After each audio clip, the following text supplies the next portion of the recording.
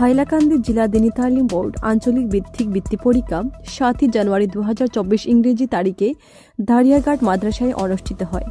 সাথে ঝারনাচড়া, দারিয়ারঘাট, ঘাড়মুড়া, গাড়িচড়া, শাহাবাদ, সকালাপাড়, লনাই, দলচড়া, বালিচড়া, মনাচড়া, মাটিজুড়ি, রতনপুর, বুকাবিল, দীননাথপুর, নয়াগ্রাম আঞ্চলিকেও ওই বৃত্তি পরীক্ষা সম্পন্ন হয়।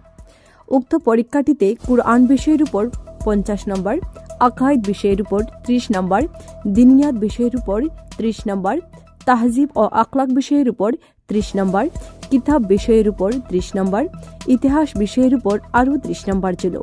সর্বমোট মিলিয়ে 200 নম্বর পরীক্ষা অনুষ্ঠিত হয়। উক্ত পরীক্ষায় হাইলাকান্দি জেলার দিনী তালিম বোর্ডের সভাপতি মৌলানা আলী আহাদ সাহেব ও সম্পাদক মৌলানা জামাল উদ্দিন সাহেব, তাছাড়া প্রতিটি আঞ্চলিকের সম্পাদক ও সভাপতি ও বিশিষ্ট ব্যক্তিবর্গরাও উক্ত পরীক্ষায় উপস্থিত ছিলেন। উক্ত পরীক্ষাটি খুবই সুন্দর সুষ্ঠুভাবে সম্পূর্ণ হয়।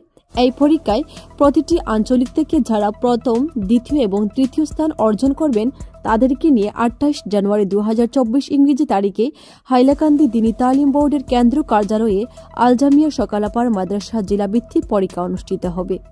Bureau report, Barak Times 24।